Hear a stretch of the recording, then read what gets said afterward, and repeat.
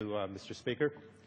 We thank you for the opportunity to gather as Democrats in this special order 30-minute opportunity to discuss our nation's recent free trade agreements, and I will note that nomenclature, free trade.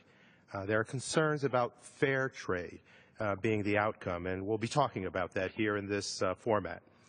This is more important now than ever before, as our United States Trade Representative Ambassador Michael Froman testified before the House and Senate today. The Trans-Pacific Partnership negotiations are being held as we speak this week in New York City. And some members of Congress have suggested a Trade Promotion Authority bill, better referenced as a fast track, that may be introduced in the near future. A fast track that would deny the checks and balances of Congress. One that would not allow us to actively overview the impact of these negotiated settlements, these contracts, and would require a simple thumbs up, thumbs down vote without, again, that interactive quality that serves that responsibility to the members of Congress. But before we give away Congress's ability to conduct proper oversight and review these trade agreements that are currently being negotiated, including the Trans-Pacific Partnership, we need to discuss how free trade agreements from the past 2 decades have not delivered on their promises. These trade deals will have far-reaching impacts on American life. They could include impacts on food safety, or perhaps affordable medicine, or perhaps regulations with the banking industry, the financial industry. Let's not be reckless and allow these deals to move forward without thorough and proper consideration by Congress. And frankly, these deals have not lived up to the hype. President Obama indicated as much in his recent State of the Union message where, I quote, "I'm the first one to admit that past trade deals haven't always lived up to the hype."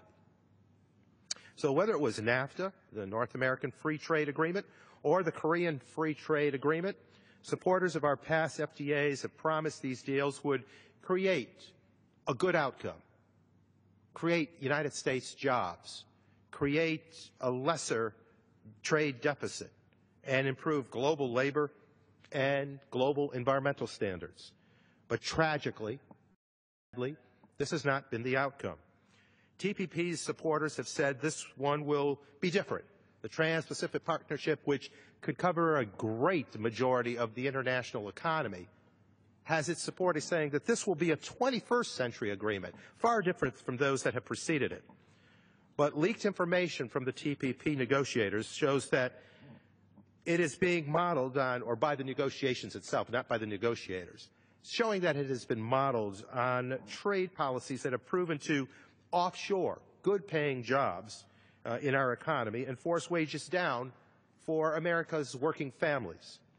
That is why respected economists, including many that have previously supported free trade, such as Jeffrey Sachs, as well as Nobel Prize winners Joseph Stiglitz and Paul Krugman, have expressed skepticism about the Trans-Pacific Partnership negotiation. They are coming to realize what many of our constituents have long known. These trade agreements do not respond favorably to the American middle class.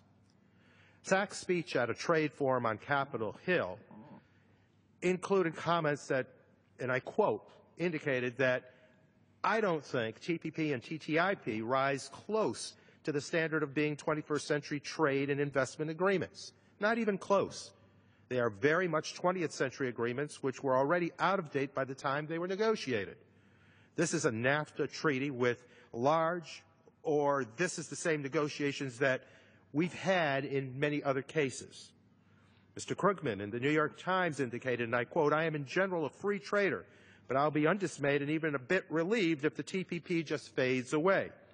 The first thing you need to know about trade deals is, in general, is that they aren't what they used to be. The glory days of trade negotiations, the days of deals like the Kennedy round of the 1960s, which sharply reduced around the world, are long behind us."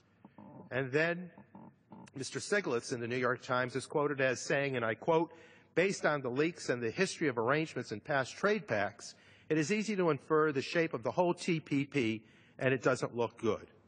There is a real risk that it will benefit the wealthiest sliver of the American and global elite at the expense of everyone else.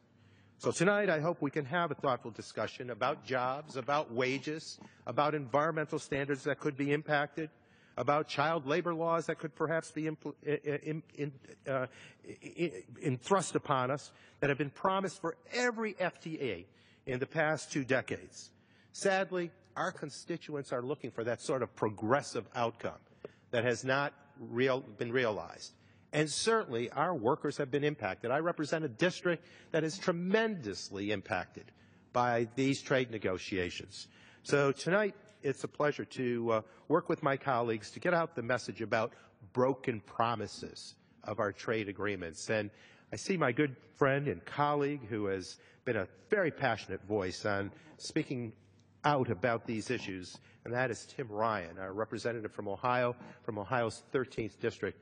Let me yield to Mr. Ryan so that he can share some thoughts with us. Welcome. Well, thank you so much. I want to thank the gentleman from New York. It's always fun to be here with you in the later evening hours.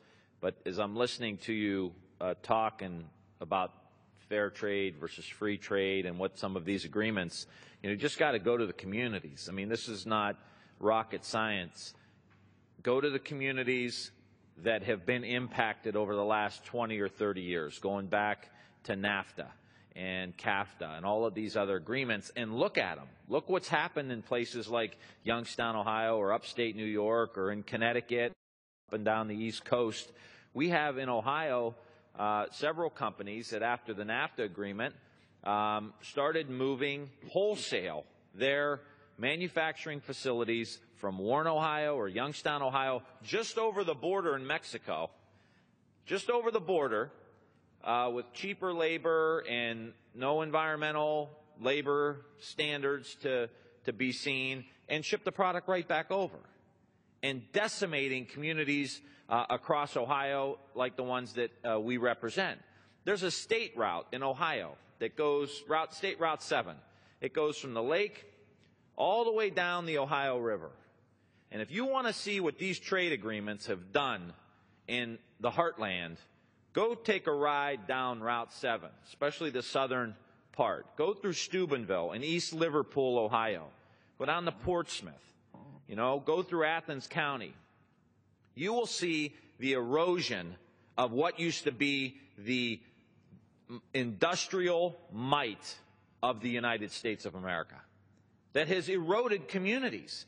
And the ripple effect, the job aspect of it, you're unemployed people. Now there's no one to support the schools. Now there's no one to support the mental health levy. Now there's no one to support the libraries. Now there's no one to throw $20 in the basket at church on Sunday. The ripple effect throughout these communities has decimated the middle class and decimated our communities and reduced opportunity for our young people who we want to thrive in manufacturing in the United States. So these trade agreements, I don't want to see GDP. I don't want to see numbers. I want to see what it's doing for average Americans and middle-class people, period. End of story. How does it help them? And drive through the communities, and you're going to see that we have not negotiated these agreements. Because if there's growth and there's increased profit and the stock market's going up, where's that money going? It's not going to the middle-class people, or used to be middle-class people, in our congressional district. And I've told this story before. We have a $1 billion steel mill that's located in Youngstown now. Why? The company asked us to fight to put tariffs on the dumped Chinese tubing, steel tubing that was coming in. And the president, to his credit, put the tariffs on. They built the steel mill. So when you level the playing field, when you say if you're dumping or you're manipulating your currency, which is something that we've got to get in this agreement, is real teeth into the currency manipulation issue, or the environment, or labor, then people and companies will reinvest back in the United States. And you can reinvigorate State Route 7 going north and south in Ohio.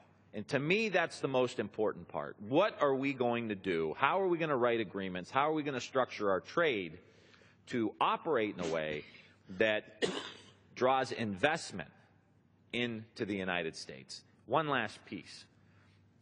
The small and medium-sized manufacturers get hammered in this. You want to be pro-business? You want to be pro-middle class, small business, medium-sized businesses, the tool and die maker, the mom-and-pop manufacturer that operate in communities like ours, the people who treat their employees like their family, the ones that sponsor the Little League team or the soccer team. They're getting wiped out in these agreements, and we're not factoring them in. So if we want a small, robust, middle-class business community in mid-sized cities in America, these are the kind of things we need to factor in when we're operating. Yeah, we got to invest in roads and bridges. Yeah, we got to invest in infrastructure. We got to do research. We got to make sure that we have an educated, skilled workforce. We should invest in the additive manufacturing and all the rest. But the trade agreements are key. And if you look at what Korea has done to our auto industry and to our trade deficit with Korea, just those two things, we've lost tens of thousands of jobs because of the Korean trade agreement. And our trade deficit with them has skyrocketed. The proof is in the pudding. And if we want to bring back the state Route 7s in Ohio of America, then we need to do exactly what you're saying, Mr. Tonko, and what Rosa DeLauro is going to say and what others are going to say tonight. We need to reframe the way we talk about this. So I'm very thankful for the invite here, and I appreciate your passion and how you believe and understand we got to do real economic development in upstate New York and places like my community. So thank you for being a leader on this issue. Well, thank you, Representative Bryan, for bringing it right down to the basic core ingredient, and that is the dignity of work for American families. You speak it so well for those you represent in Ohio.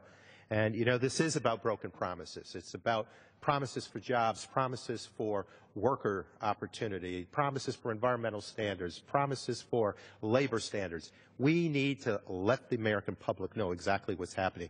And if you're a believer in fair trade, not necessarily free trade, if you believe in that fair trade and you don't think a fast track where we circumvent the authorities and responsibilities of Congress, then let your voice in Congress know that. Let everyone know what you're thinking, because these are critical moments.